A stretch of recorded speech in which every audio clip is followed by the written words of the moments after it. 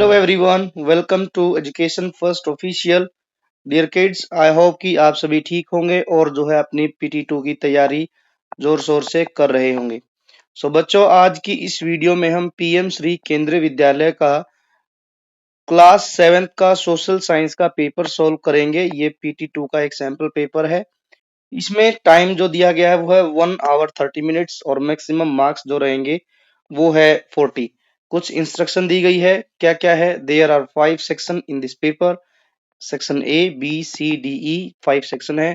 सभी क्वेश्चन करने कंपलसरी हैं। टोटल इसमें 11 क्वेश्चन दिए गए। चलिए देखते हैं पहले सेक्शन में क्या कुछ पूछा गया है। पहला जो सेक्शन है बच्चों वो है मल्टीपल चॉइस क्वेश्चन का है। 10 मार्क्स के क्वेश्चन रहेंगे। क्वेश्चन फर्स्ट कहता है कि रीड द क्वेश्चंस केयरफुली। हमें नीचे दिए गए क्वेश्चनों को ध्यान से रीड करना है और सेलेक्ट करना है करेक्ट आंसर। चलिए शुरू करते हैं। पहले क्वेश्चन का पहला पार्ट है। यहाँ लिखा है कि the Mughal empire decline mainly because of. Decline का मतलब होता है कि धीरे धीरे खत्म हो गया। क्या? मुगल एम्पायर के धीरे धीरे नीचे गिरने का जो रीजन रहा वो क्या रहा? Strong ruler? नहीं, स्ट्रॉन्ग रूलर नहीं था, क्योंकि कहीं न कहीं जो मुगल एम्पायर था बच्चों, उसके बाद के जो राजा आए, ठीक है, जैसे मान के चलिए हमने बहुत नाम सुना है अकबर के बारे में। अकबर, अकबर थे, हुमायूं, ठीक है, और जहांगीर, ये सब चलते गए, बट लास्ट में आके उनके जो किंग थे वो इतने काबिल नहीं थे कि वो जो है अपने एम्पायर को संभाल सके। इसलिए वो डिक्लाइन हो गई, धीरे धीरे खत्म हो गया। तो यहाँ लिखा है वीक सक्सेसर, मतलब उत्तराधिकारी होता है इसका मतलब। वीक मतलब कि कमजोर उत्तराधिकार था उनका। एक राजा के बाद जब दूसरा राजा बनाया गया, उत्तराधिकारी बनाया गया, तो वे सारे जो राजा थे बाद के राजा वो मतलब उतने काबिल राजा नहीं रहे। इसका फायदा आसपास के छोटे मोटे जो रीजन थे, जहाँ छोटे मोटे और भी बहुत सारे रीजन में नए नए एम्पायर उभर कर सामने आए। ठीक है, एम्पायर तो नहीं कहेंगे, छोटे छोटे एरिया में और राजाओं ने जगह ले ली थी। इस कारण जो है मुगल एम्पायर धीरे धीरे डिक्लाइन कर गया था। सेकंड क्वेश्चन है, इंडियाज क्लाइमेट जो है, इंडिया का जो क्लाइमेट है is mainly influenced by. India का जो क्लाइमेट है वो किसके द्वारा इन्फ्लुएंस किया जाता है, प्रभावित होता है?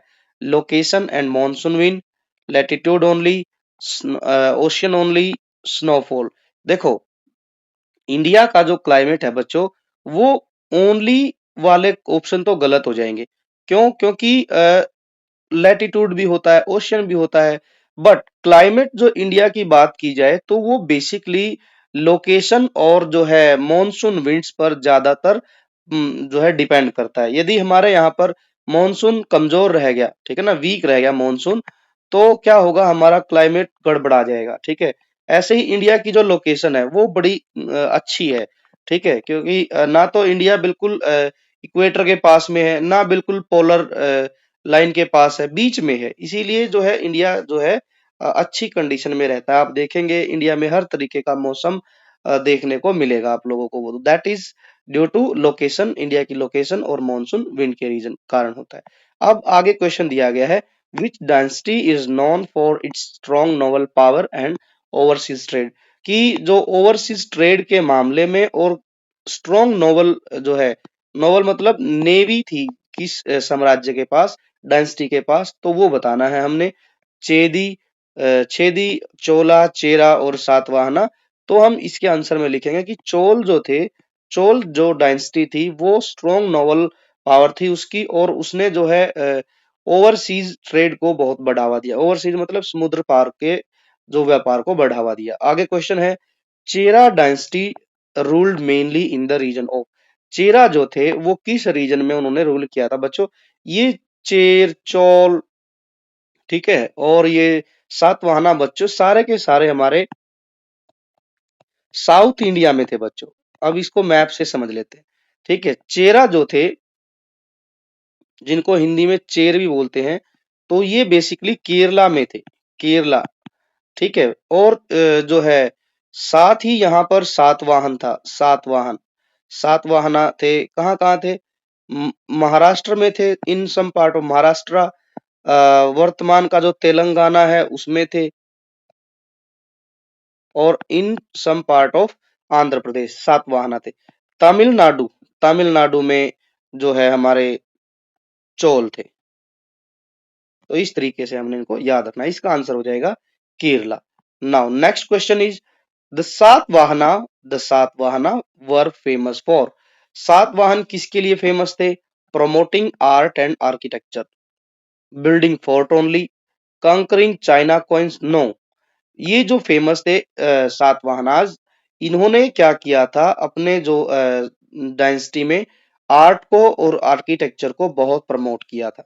नेक्स्ट है the Chhedi dynasty ruled in central India. तो इसका आंसर हो जाएगा ए। छेदी डायनेस्टी जो थी उसने इंडिया के सेंट्रल पार्ट पर जो है रूल किया था। नेक्स्ट है नाउ, अब इकोनॉमिक्स से संबंधित क्वेश्चन है। The main advantage of money, कि जो मनी आई, जो करेंसी आई, सिक्के आए, उन्होंने बार्टर सिस्टम जो था, बार्टर सिस्टम क्या होता है बच्चों? वस्तु के बदले वस्तु देना, ठीक है। जैसे मान के चलिए आपने पेन खरीदा, ठीक है, तो आपको उसके लिए कुछ न कुछ और देना पड़ेगा। जैसे आपने कोई क्या नाम लेते हैं, जस्ट वेट, आपने खरीदा पेन किसी से, तो आपको उसके बदले देने पड़ेंगे ग्रेन, ठीक है, अनाज देना पड़ेगा।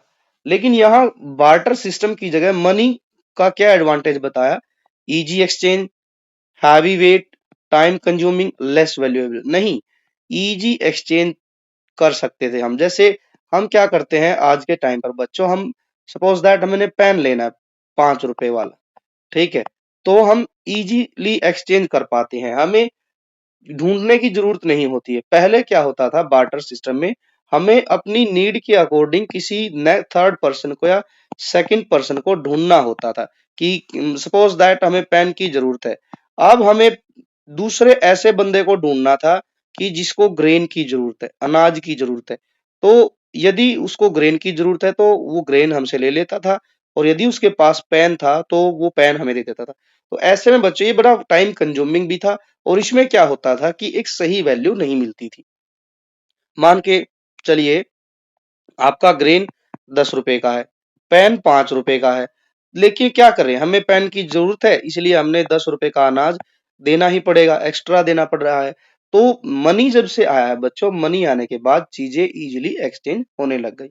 नेक्स्ट क्वेश्चन है question number 8, the reorganisation of Indian states after independence was based mainly on, कि जो आफ्टर इंडिपेंडेंस जो स्टेट्स का रीऑर्गेनाइजेशन हुआ वो किस आधार पर हुआ था? Religion based? नो, बिल्कुल नहीं। Occupation based? बिल्कुल भी नहीं। लैंग्वेज बेस्ड जो है बच्चों, आफ्टर इंडिपेंडेंस इंडियन स्टेट का रीऑर्गेनाइजेशन हुआ था, और सबसे पहले जो स्टेट बना था भाषा के आधार पर, दैट वाज आंध्र प्रदेश। आंध्र प्रदेश। तो ये क्वेश्चन भी कई बार पूछ लिया जाता है। तो Andhra Pradesh was the first state जो कि भाषा के आधार पर गठित हुआ था, रीऑर्गेनाइज हुआ था। 9th क्वेश्चन क्या कहता है? The branch of monsoon that brings rainfall to the western Ghat. अब वेस्टर्न घाट कहाँ है बच्चों? ये इस तरीके से है हमारा इंडिया, इस तरीके से। तो ये वाला जो पोर्शन है ये है वेस्टर्न घाट। अब इसमें जो हैवी रेनफॉल होता है वो किसकी वजह से होता है? तो बच्चों जो इंडियन ओशियन है, इंडियन ओशियन से कुछ इस तरीके से हवाएं चलती हैं जो कि समुद्र से अपने साथ बड़ी मात्रा में पानी लेके आती है। इनको कहते हैं, ये कौन सी साइड से आ रही है? एक तो ये साउथ है, साउथ साइड है, और ये किस साइड जा रही है?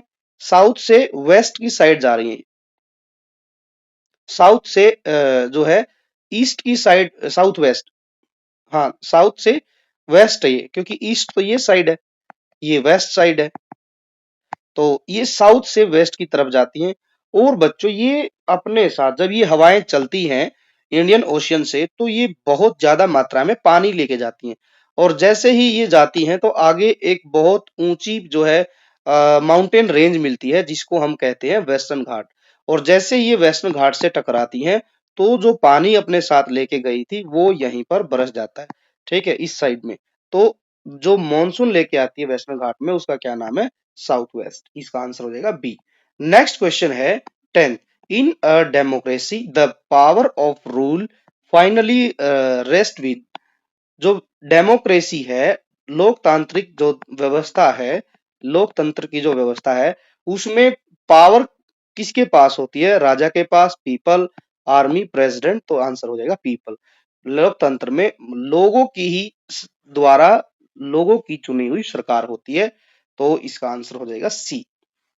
अब हम चलते हैं सेक्शन बी की तरफ। बी सेक्शन में क्या दिया देख लेते हैं। लिखा है कि सेक्शन बी में शॉर्ट आंसर क्वेश्चन है। शॉर्ट आंसर क्वेश्चन है। 2 नंबर का एक क्वेश्चन है, 4 क्वेश्चन करने हैं, टोटल 8 मार्क्स का है। यहां पर दिया गया question second, define the term barter system and mention one limitation on it. कि जो बार्टर सिस्टम है वो क्या है ये बताना है, और इसकी एक लिमिटेशन भी बतानी है। बच्चों इन सब क्वेश्चनों का हमने ऑलरेडी ना आंसर लिख रखा है ताकि ज्यादा टाइम वीडियो में ना लगे। तो हम इनके क्वेश्चनों के आंसर की तरफ चलते हैं। वहां क्वेश्चन भी है, आंसर भी है, साथ ही साथ हम डिस्कस करते चलेंगे।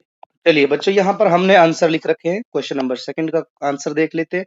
क्या दिया गया है? हमने अभी क्वेश्चन देखा था कि बार्टर सिस्टम क्या होता है वो बताना और वन लिमिटेशन बतानी। तो यहाँ लिखा है बच्चों, the barter system is a method of exchange in which goods are exchange directly for the other goods without using money. जो बार्टर सिस्टम होता था बच्चों, एक ऐसा मेथड था चीजों को एक्सचेंज करने का, जिसमें क्या करते थे, चीजों को एक्सचेंज करते थे दूसरी चीज के साथ बिना पैसा यूज किए। इसकी लिमिट क्या थी? पहली बात तो क्या है बच्चों, ड्यूरेबिलिटी। ठीक है, ड्यूरेबिलिटी मतलब किसी भी चीज की अवधि, समय। मान के चलिए मेरे पास घी है, ठीक है, घी है मेरे पास, और मुझे घी बेचने के बाद मुझे लेना है अनाज। ठीक है, व्हीट लेने मैंने, ठीक। अब बच्चों व्हीट लेने हैं, तो मुझे घी के बदले व्हीट लेने हैं, तो किसी एक ऐसे पर्सन को ढूंढना पड़ेगा जिस पर अनाज भी हो, और उसकी नीड भी हमने देखनी है, क्या उसको घी की जरूरत है या नहीं। तो ऐसे में बच्चों बहुत समय लग जाता था, टाइम जो है वेस्ट होता था। अनाज को स्टोर करके रखना, घी को स्टोर करके रखना, चीजों को बहुत टाइम तक स्टोर करके रखना पड़ता था, और ज्यादा टाइम तक स्टोर करके रखते थे। इस दौरान कई बार जो है चूहे वगैरह भी खा जाते थे चीजों को। ठीक है, तो ड्यूरेबिलिटी बहुत मैटर करती थी बार्टर सिस्टम में। ठीक है, कई बारी जो है उसमें चूहे लग गए, या फिर चीज खराब ही हो गई रखी रखी। ठीक है, तो ड्यूरेबिलिटी एक लिमिट थी। दूसरी क्या थी कि एक सही वैल्यू नहीं मिलती थी चीजों की। अब जैसे बच्चों हमें पता है मेरे पास 1 kg घी है, जो कि आजकल प्रॉपर 1000 से 1200 रुपीज पर केजी है, और मुझे अनाज चाहिए है। 1 किलो के बदले यदि मैं 1 किलो व्हीट लूंगा तो मुझे तो बहुत लॉस हो जाएगा। क्यों? क्योंकि आजकल गेहूं का जो रेट है वो है 30 रुपीज पर केजी। तो 30 रुपीज पर केजी के बदले मुझे 1 kg घी देना पड़ रहा है, तो मेरे को तो जो है बहुत नुकसान हो जाएगा, कोई कॉमन वैल्यू है ही नहीं। ठीक है, उसमें बार्टर सिस्टम में यही बहुत बड़ी समस्या होती थी। ठीक है, चलिए आगे देखते हैं question. What is monsoon? Monsoon क्या है, और इसका बताना है एक importance for Indian farmer. Monsoon का क्या फायदा होता है? चलिए देखते हैं बच्चों इसका answer. Monsoon refers to the seasonal winds over a large part of Indian Ocean. जो इंडियन ओशियन है उसके ऊपर से जो सीजनल जो विंड्स बहती है उसी को ही मॉनसून कहते हैं। अभी हमने पीछे देखा था, मैंने आपको मैप में बताया था कि इंडियन ओशियन के ऊपर से एक विशेष प्रकार की विंड जो फ्लो करती है और जो जाकर टकराती है वेस्टर्न घाट से, वही क्या है, मॉनसून है। और वो बच्चों इंडिया के लिए बहुत इंपॉर्टेंट है। क्यों? क्योंकि जो इंडिया की जो मोस्टली जो फार्मिंग है ना, वो किस पर डिपेंड करती है, इंडियन मॉनसून पर। यदि इंडियन मॉनसून जो है वीक रह गया तो किसान की फसल बर्बाद हो जाएगी। ठीक है, यही सब इसमें लिखा है। Monsoon benefits is important for farming because it provides water for growing crops. यदि बच्चों मॉनसून नहीं आए तो हमारे यहाँ पर ड्रॉट, सूखा तक पड़ जाता है। बहुत सारी जगह ऐसी हैं बच्चों इंडिया में जहां पर फसलें सिर्फ और सिर्फ इंडियन मॉनसून पर ही डिपेंड करती है। तो यदि इंडियन मॉनसून कभी वीक रह गया, ठीक है, तो जो है बहुत सूखा पड़ जाएगा, फसलें नहीं होंगी, भूखमरी फैल जाएगी। ठीक है, हंगर फैल जाएगी। यदि ज्यादा ही स्ट्रांग हो गया इंडियन मॉनसून, तो भी नुकसान है। क्यों? जो फसल खड़ी है, क्रॉप खड़ी है, ज्यादा पानी आ जाएगा, ज्यादा पानी हो जाएगा तो वो सड़ जाएगी। इसलिए इंडियन मॉनसून जो है बहुत बड़ा रोल प्ले करता है। उसका बिल्कुल एवरेज रहना बहुत जरूरी है। इंडियन मॉनसून का ना ज्यादा हो ना कम, तो वो क्रॉप्स के लिए बहुत बेनिफिट देता है हमें। डिपेंड करता है फार्मिंग पर। फार्मिंग जो है इंडियन मॉनसून पर डिपेंड करती है। नेक्स्ट क्वेश्चन देखते हैं। Explain two contributions of Satavahanas to the Deccan region. Deccan region में दो कंट्रीब्यूशन बताने हैं सातवाहन जो है डायनेस्टी के या किंगडम के। तो सातवाहना क्या करते थे कि सातवाहन ने जो किंग थे उन्होंने क्या किया, promoted maritime trade, maritime trade को प्रमोट किया and issued coins to support economic activities.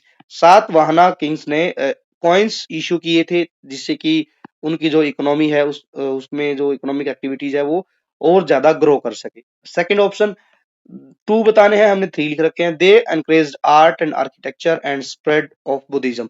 उन्होंने अपने जो एरिया में, अपने रीजन में सातवाहनाज ने बुद्धिज्म को बहुत स्प्रेड किया, बहुत फैलाया, और साथ ही साथ उन्होंने आर्ट और आर्किटेक्चर पर भी बहुत ध्यान दिया।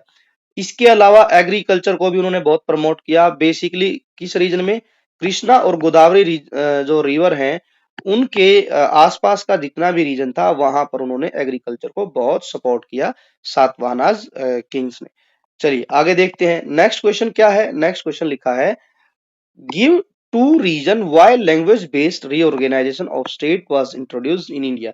इंडिया में जो स्टेट्स का रीऑर्गेनाइजेशन किया गया, स्टेट मतलब राज्यों का गठन किया गया, राज्य बनाए गए, वो भाषा के आधार पर बनाए गए। क्यों बनाए गए थे, इसका रीजन क्या था, तो क्या फायदा हुआ इससे, ये बताना है। Language based reorganisation of state was introduced in India because, क्यों? क्योंकि it help people communicate better with their government in their own language. इससे क्या फायदा हुआ बच्चों, कि जो स्टेट में रहने वाले लोकल लोग थे, पीपल थे, उनको बड़ा फायदा हुआ। क्यों? क्योंकि वे गवर्नमेंट से अपनी लोकल लैंग्वेज में बात कर सकते थे, अपने जो क्वेश्चन है वो रेज कर सकते थे इन देयर जो है विधानसभा।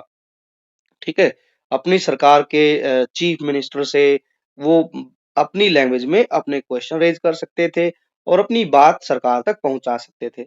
सेकंड क्या था, इट रिड्यूस रीजनल कॉन्फ्लिक्ट।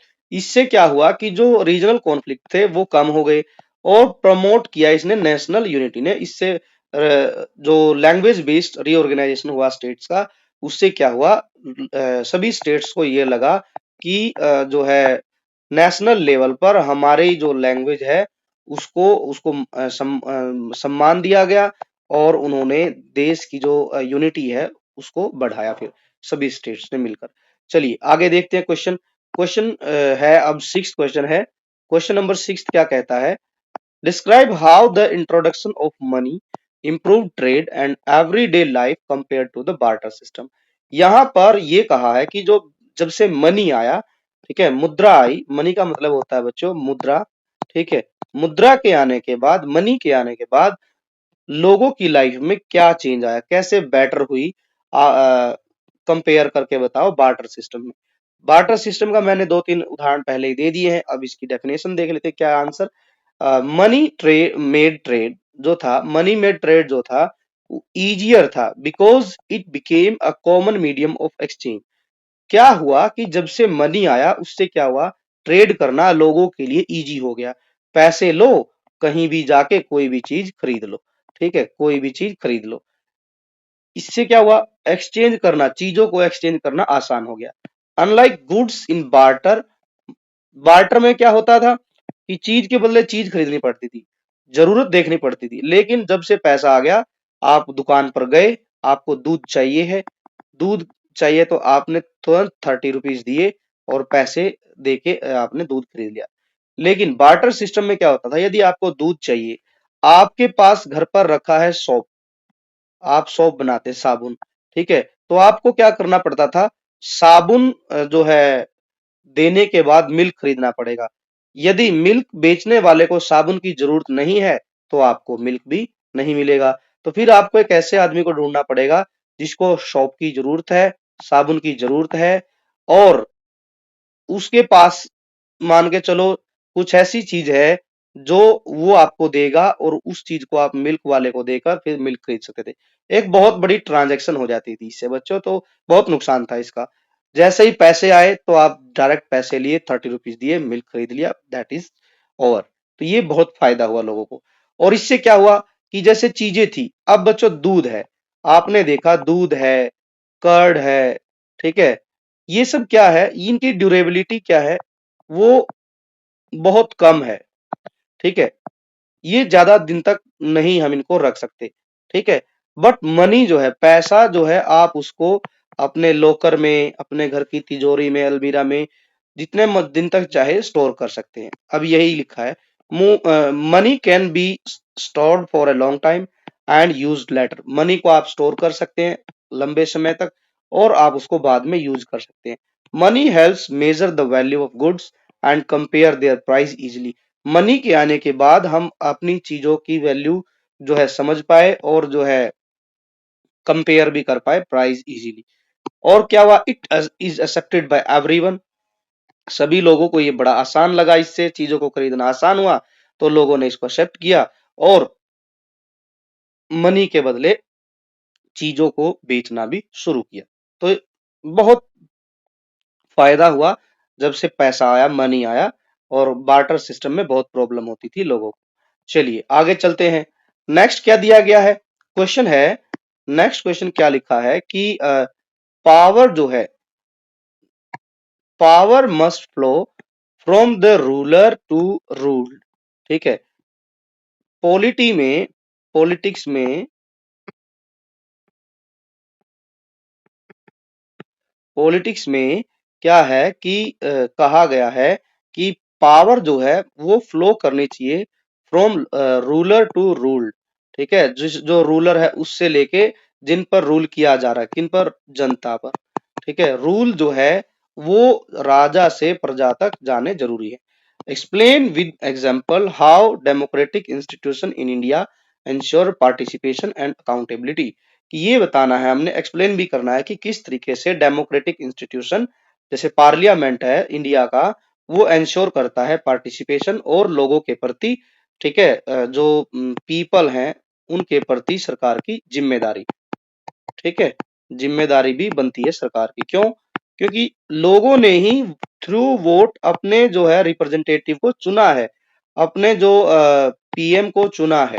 और पीएम की जो है अकाउंटेबिलिटी है किसके प्रति, लोगों के प्रति, कि वो लोगों की भलाई के लिए काम करे। यदि पीएम ऐसा नहीं करता है, प्राइम मिनिस्टर ऐसा नहीं करता है बच्चों, तो जनता के पास भी अधिकार है, राइट है कि वो अपने राजा को बदल सकती है। तो यही एक बड़ी अच्छी खासियत है लोकतांत्रिक जो है देश की। चलिए आंसर देखते हैं। इन अ डेमोक्रेसी, डेमोक्रेसी में क्या होता है, power flows from the ruler to ruled, which means the people are the real source of power. Democratic country में क्या होता है, जो मेन पावर जो है किसके पास होती है, वो देश की जनता के पास होती है। क्यों, किस तरीके से, क्योंकि जनता जब चाहे अपने जो रूलर को चेंज कर सकती है यदि वो पब्लिक के इंटरेस्ट में काम ना करे। जैसे in India, in democratic institution, people take part by voting in elections and choosing their leader and change them if they do not work well. कितनी अच्छी खासियत बताई गई है सरकार की कि डेमोक्रेटिक इंस्टीट्यूशन में पीपल की भूमिका, लोगों की भूमिका बहुत इंपॉर्टेंस है, रोल बहुत इंपॉर्टेंस है। क्यों, क्योंकि वे वोटिंग करते हैं इलेक्शन में, ठीक है, इलेक्शन से अपने लीडर को सेलेक्ट करते हैं, चुनते हैं, चूज करते हैं, और वे चेंज भी कर सकते हैं यदि वह लीडर अच्छे से काम नहीं करे तो। आगे लिखा है, the government is accountable to the people through question, debates and vote in the legislature. और गवर्नमेंट भी अकाउंटेबल है, गवर्नमेंट जिम्मेदार है लोगों के प्रति, क्योंकि सरकार को लोगों के इंटरेस्ट पर काम करना पड़ेगा। यदि काम नहीं करेंगे तो लोग सरकार से क्वेश्चन कर सकते हैं और सरकार के साथ डिबेट भी कर सकते हैं। डिबेट कौन करेगा, जो लोगों ने अपना रिप्रेजेंटेटिव भेजा है, रिप्रेजेंटेटिव भेजा है नेशनल असेंबली में, ठीक है, पार्लियामेंट में, तो वहां उनका जो रिप्रेजेंटेटिव है वो लोगों की तरफ से सरकार से क्वेश्चन कर सकता है, डिबेट कर सकता है, और लोग भी वोट कर सकते हैं यदि सरकार लोगों के इंटरेस्ट में काम नहीं करे तो ये था बच्चों क्वेश्चन नंबर 8। अब नेक्स्ट चलते हैं, डिफाइन क्लाइमेट। क्लाइमेट को डिफाइन करना है। What are the factor which affect the climate of India. India के क्लाइमेट को प्रभावित करने वाले फैक्टर्स हमने बताने हैं कौन कौन से। अब पहले देखते हैं क्लाइमेट क्या होता है। Climate is the pattern of weather. Climate जो होता है एक पैटर्न है वेदर का। एन एरिया, किसी एक पर्टिकुलर एरिया में और किसी एक रीजन में, experiences over a long period of times. Climate क्या होता है? क्लाइमेट एक दो दिन की थ्रू 2 और 3 डेज की घटना नहीं होती है। पैटर्न जो एक पैटर्न होता है, वेदर पैटर्न होता है जो किसी रीजन पर या किसी एक विशेष एरिया पर दिखाई देता है आफ्टर अ लॉन्ग पीरियड। इसमें हो सकता है कई डिकेड्स भी लग जाए। डिकेड्स का मतलब होता है दशकों लग जाए। ठीक है, जैसे आजकल आप लोगों ने सुना होगा क्लाइमेट चेंज। क्लाइमेट चेंज बहुत बच्चों चर्चा में रहता है। कभी आपने सुना है ऐसे वेदर चेंज? वेदर चेंज तो बच्चों एक दिन की घटना है। जैसे अभी विंटर सीजन चल रहा है, तो विंटर सीजन चल रहा है, कभी तो सुबह तो फोगी फोगी जो है मौसम हो जाता है, वेदर हो जाता है, दोपहर को बिल्कुल एकदम सनी डे दिखाई देता है हमें। ठीक है, ये तो क्या वेदर, ये तो थोड़ी थोड़ी देर में चेंज होता रहता है। लेकिन क्लाइमेट चेंज जो होता है बच्चों, उसको तो कम से कम 30 to 40 ईयर्स लग जाते हैं। ठीक है, 30 to 40 ईयर्स लग जाते हैं, इसीलिए इसको एक पैटर्न के रूप में बताया गया है। ये वेदर जो है एक जो है शॉर्ट टर्म है, लेकिन क्लाइमेट जो है एक लॉन्ग टर्म है, जिसके अंदर वेदर भी आता है। ठीक है, यदि क्लाइमेट चेंज होगा तो उसमें वेदर भी प्रभावित होगा। ठीक है, this pattern varies from region to reason.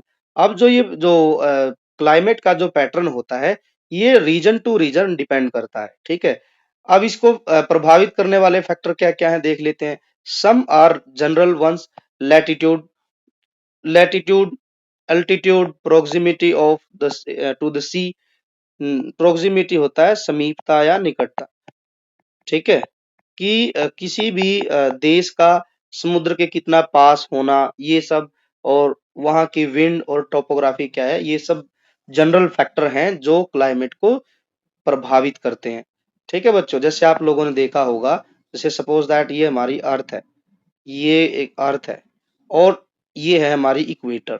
ठीक है, इक्वेटर। अब एज वी नो कि इक्वेटर पर जो है सनलाइट बिल्कुल डायरेक्ट पड़ती है।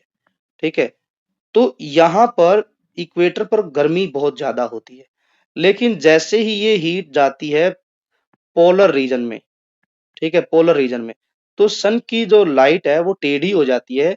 ठीक है, और इस रीजन में बर्फ बहुत रहती है, आइस पड़ी रहती है। ठीक है, तो यहाँ पर ठंडी बहुत ज्यादा होती है, यहाँ गर्मी ज्यादा होती है। लेकिन क्या हुआ बच्चों, कुछ कारणों से यहाँ पर भी जो है सन की रेज बिल्कुल डायरेक्ट पड़ने के कारण ये आइस पिघलनी ज्यादा शुरू हो गई। इससे क्या हुआ, ज्यादा आइस पिघलेगी तो नदियों में पानी ज्यादा आएगा। कई बारी नदियों में पानी ज्यादा आएगा तो बाढ़ भी आ जाएगी, फ्लड आएगी। फ्लड आएगी तो वो पानी जाके लास्ट में सी या ओशन में मिलेगा। सी या ओशन में मिलेगा तो बच्चों सी या ओशन का वाटर लेवल अप होगा।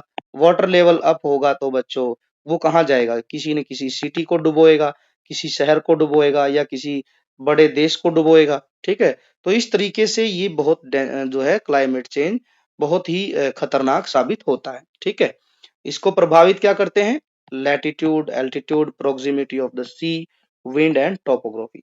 तो ये थे बच्चों हमारे लॉन्ग आंसर बेस्ड क्वेश्चन। इसके बाद चलते हैं हम सीसीटी बेस्ड क्वेश्चन है, उसको भी अब एक बार देख लेते हैं।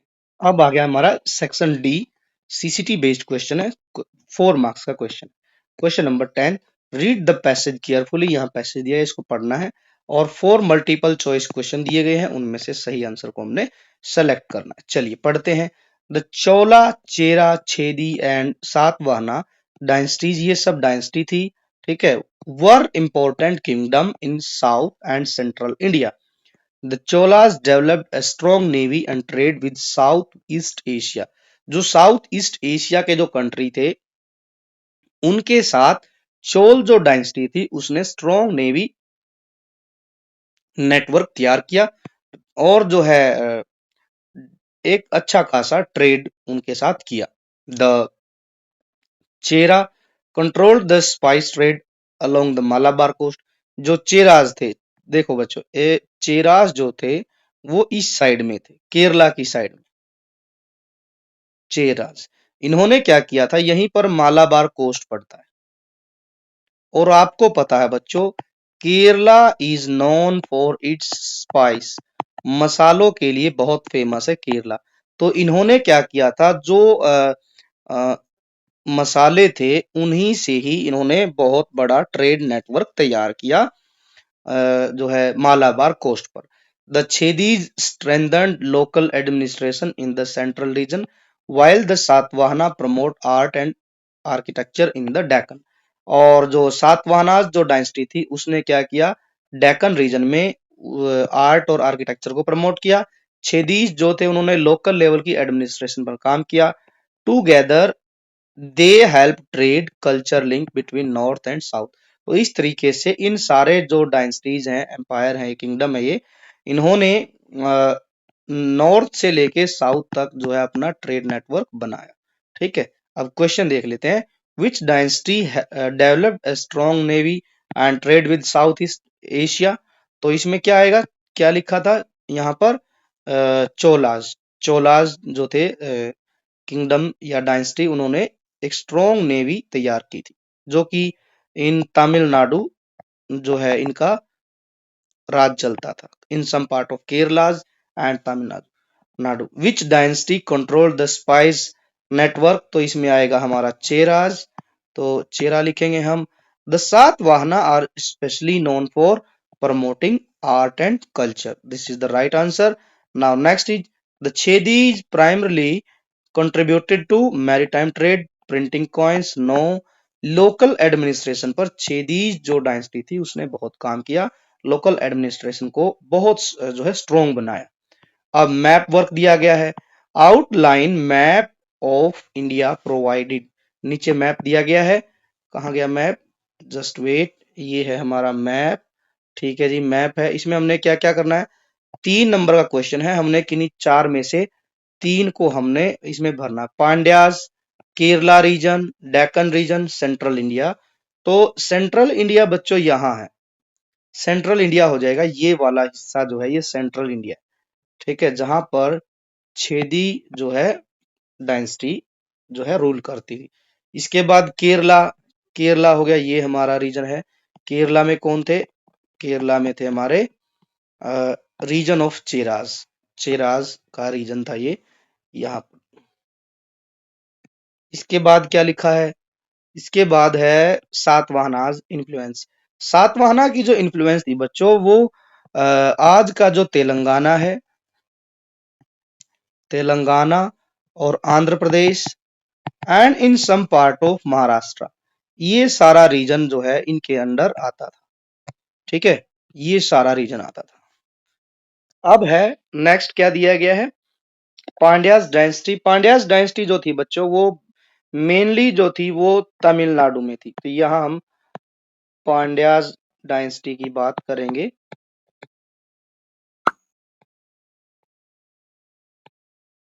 पांड्यास डायनेस्टी या किंगडम, पांड्यास जो थे वो पूरा रीजन था बच्चों, ये वाला पूरा रीजन था in some part of Kerala, basically in Tamil Nadu and Andhra Pradesh. तो बच्चों ये हमारा था क्लास 7 का एसएसटी का पेपर। आई होप कि आप सभी को ये पसंद आया होगा, क्लास 7 एसएसटी पेपर। और जो है ऐसे ही बच्चों और भी वीडियोस हमारे जो है चैनल पर अवेलेबल है, education first official YouTube channel पर आप जाकर सभी वीडियोस देख सकते हैं। क्लास 7 की सैंपल पेपर की पूरी एक प्लेलिस्ट है, आप वहां पर PT2 से संबंधित जितने भी पेपर है उनको आप देख सकते हैं। बाकी क्वेश्चन पेपर भी आपको जल्द ही देखने को मिलेंगे, इसके लिए आप education first official YouTube channel को सब्सक्राइब कीजिए और बेल आइकन को प्रेस कीजिए ताकि आने वाली वीडियो का नोटिफिकेशन आपको सबसे पहले मिल सके। Thanks for watching, take care and bye bye.